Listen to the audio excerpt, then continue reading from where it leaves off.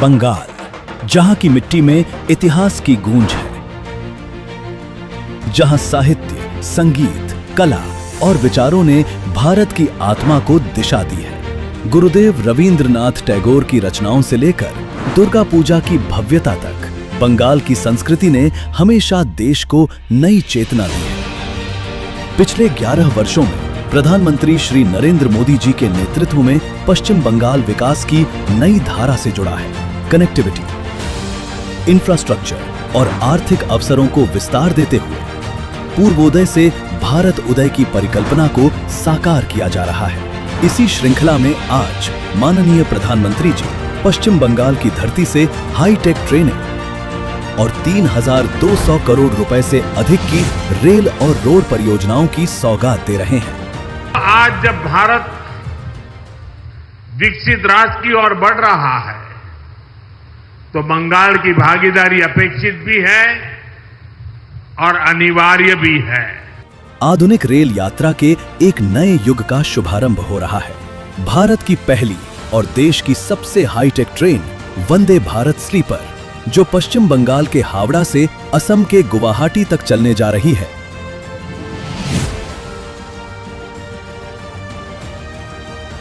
Train के किराए में एरोप्लेन जैसी सुविधाओं वाली ये next generation train aerodynamic design के साथ बेहतर कुशनिंग, डिसइंफेक्टेंट टेक्नोलॉजी और फायर बैरियर डोर जैसी एडवांस फीचर से लैस है।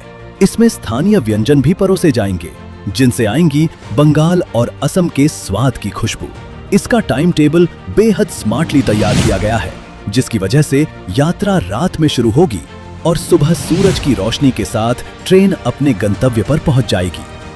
ट्रायल के दौरान जब ये 180 किलोमीटर प्रति घंटे की रफ्तार में भी 3 ग्लास के ऊपर रखे गिलास से एक बूंद भी पानी नहीं छलका, यानी ट्रेन का राइडिंग इंडेक्स है कमाल, जिसकी वजह से यात्रा होगी बेहद आरामदायक। इसके साथ ही 4 अमृत भारत एक्सप्रेस ट्रेनों का भी शुभारंभ हो रहा है। New Jalpaiguri Tiruchirappalli, Amrit Bharat express Alipurduar SMVT Bangalore, Amrit Bharat express Alipurduar Mumbai, Amrit Bharat express new Jalpaiguri Nagercoil, Amrit Bharat express जो पश्चिम बंगाल को देश के विभिन्न हिस्सों से मजबूती से जोड़ेंगी। Foldable snacks table, mobile holder, bottle holder, radium flow strips जैसी सुविधाओं से लैस ये हाईटेक ट्रेनें यात्रियों के आराम और सुरक्षा को नई ऊंचाई देती हैं। इसके साथ ही बालूरघाट SMVT बेंगलुरु और राधिकापुर SMVT बेंगलुरु एक्सप्रेस ट्रेनें भी शुरू हो रही हैं, जो छात्रों, IT प्रोफेशन और अन्य यात्रियों के लिए एक किफायती, भरोसेमंद और सीधा विकल्प बनेंगी।